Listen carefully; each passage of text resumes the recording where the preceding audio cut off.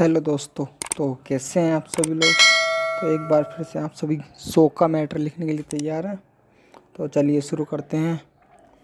5 4 3 2 1 start.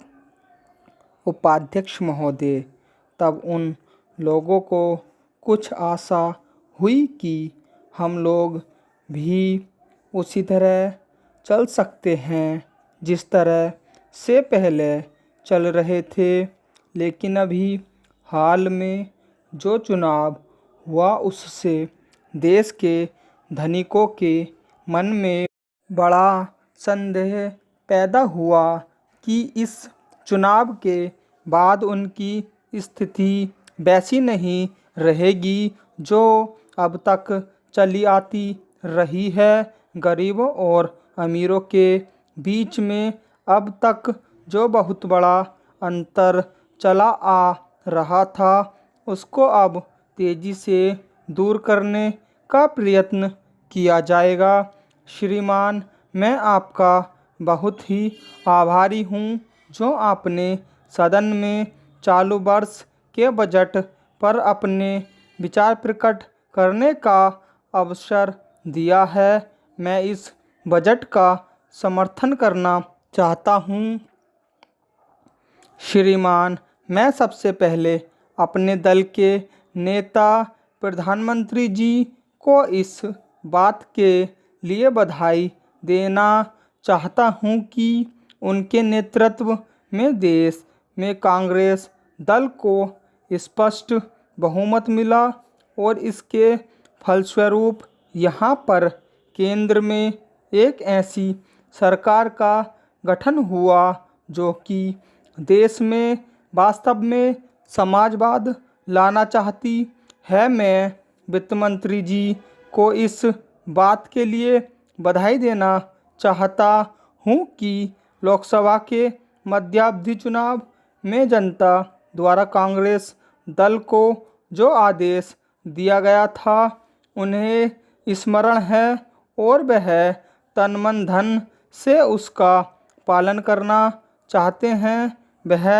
आदेश था देश में सामाजिक और आर्थिक विषमता दूर करने का, देश से गरीबी, बेकारी और बेरोजगारी को हटाने का और देश के जो पिछड़े हुए हिस्से हैं उनका पूरा विकास करने का, साथ ही साथ इस बात का भी आदेश था कि देश के अंदर इस प्रकार की सामाजिक और आर्थिक व्यवस्था पैदा की जाए जिसके अंतर्गत जनता शोषण से मुक्त हो सके। श्रीमान, यह ठीक है कि देश में कृषि के क्षेत्र में उत्पादन में वृद्धि हुई है, परंतु इसके साथ ही साथ यह भी दृष्टि में रखना चाहिए कि लागत में भी पूरी वृद्धि हुई है। इसके लिए आवश्यक है कि सिंचाई के साधन बढ़ाए जाएं और अधिक उन्नत बीजों का प्रयोग किया जाए। आज कृषकों को कृषि के यंत्र मिलने में बहुत कठिनाई हो रही है, जैसे छोटे छोटे ट्रैक्टरों का देश में बड़ा अभाव है। उनके बनाने के लिए शीघ्र नए कारखाने खोले जाएं, जिससे कृषकों को जल्द से जल्द ट्रैक्टर मिल सके। देश तभी प्रगति करेगा, हमारा ऐसा विश्वास है। अध्यक्ष महोदय, 10वीं पंचवर्षीय योजना पर विचार करते समय देश के दोनों पक्षों के सदस्यों ने जो महत्वपूर्ण प्रश्न उठाए हैं उन पर विचार किया जाना बहुत आवश्यक है। अध्यक्ष महोदय, 9वीं पंचवर्षीय योजना का अब अंतिम वर्ष चल रहा है और इस योजना के अंदर जो चीज़ें कही गई हैं, ऐसा लगता है कि उसके अंदर परिवर्तन करना कठिन है, बदला भी नहीं जा सकता है। अध्यक्ष महोदय, कुछ चीज़ें की जा सकती हैं, उसके अंदर आज भी कुल कितना खर्च है यह तय नहीं किया गया, केवल कटौती ही निश्चित की गई है। शुरू में मैं यह कहना चाहता हूँ कि यहाँ पर कुछ सदस्यों ने जो यह प्रश्न उठाया था कि इस पंचवर्षीय योजना का आशय कुछ सरकारी पक्ष से भी बताया गया है, इसके अंदर कमियां हैं और बहुत सी कमियां हैं जिनके ऊपर मैं यहाँ कुछ दोषारोपण नहीं करना चाहता हूँ। मैं चाहता भी हूँ कि इस तरह से प्रश्न न उठाए जाएं तो ज़्यादा अच्छा है। यह योजना सरकार ने बनाई है, यह योजना मंत्रिमंडल ने पहले बनाई और अनुमोदन होने के बाद भी इसमें कुछ कमियां रह गई हैं, तो यह कमी रहने का दोष किसके ऊपर है? मैं समझता हूँ कि सदन के सभी सदस्य इस बात को जानते हैं। बहुत से लोगों ने दिल्ली के प्रश्न उठाए, जो दिल्ली के साथ अन्याय किया गया है, तो मैं समझता हूँ इस बारे में सब आवाज़ उठाएं। इस बात की आज ज़्यादा ज़रूरत है। मैं यह कहना चाहता हूँ भारत सरकार से, या जिन्होंने ये सारी योजनाएं बनाई, उन्होंने वास्तव में यहाँ के साथ बड़ा बुरा किया, यहाँ के साथ अन्याय किया, क्योंकि उन्होंने इस पंचवर्षीय योजना को बनाते समय ध्यान नहीं दिया कि क्या योजना बना रहे हैं, गलत बना रहे हैं या सही बना रहे हैं। तो मैं समझता हूँ कि ऐसी परिस्थितियों के अंदर यह बात ठीक नहीं है। इनसे क्या लाभ हानि होगा, इन सब बातों पर उन्होंने विचार नहीं किया।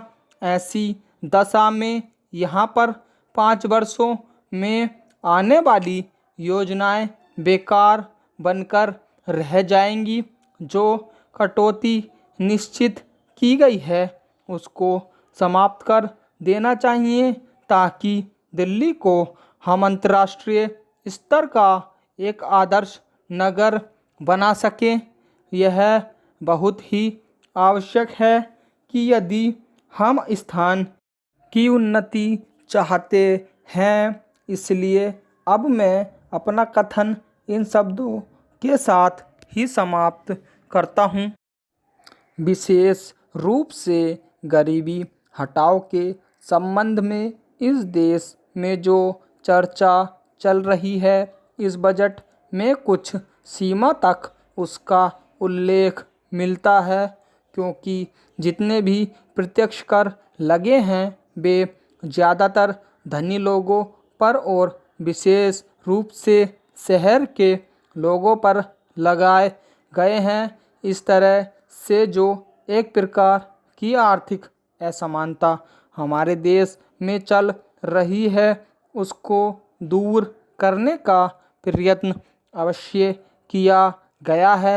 लगभग 5 दशक पूर्व जब हमारा देश स्वतंत्र हुआ था, उस समय देश में जितने सरकारी कर्मचारी थे वे ऐसा समझ बैठे थे कि अब तक देश में जिस तरह से अंग्रेज़ों का प्रशासन चल रहा था, उस तरह से काम नहीं चलेगा, क्योंकि कांग्रेस के जो नए लोग आए थे, जो मंत्री बने थे, वे लोग धन के मामले में त्यागी आदमी हैं। धन से उनको मोह नहीं है, लेकिन बाद में उन्होंने देखा कि हमारे मंत्री लोग भी उसी तरह से शानदार जीवन पसंद करने लग गए हैं जिस तरह से अंग्रेज किया करते थे।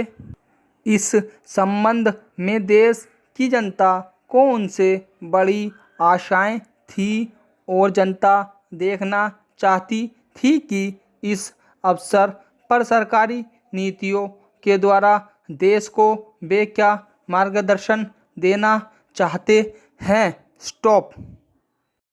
अगर मैटर पसंद आया हो तो इसको लाइक शेयर और सब्सक्राइब करें। और मैं आपको एक बात बता देना चाहता हूँ कि जहाँ पर भी मैं थोड़ी देर के लिए रुकता हूँ वहाँ पर हमेशा चेंज होता है। तो जहाँ पे एसएससी स्टेनो में भी ऐसे ही होता है, वे थोड़ी देर के लिए एक या दो, कम से कम 2 या 3 सेकंड के लिए आराम करते हैं, तो इसका मतलब वहाँ पर चेंज होता है। ठीक है।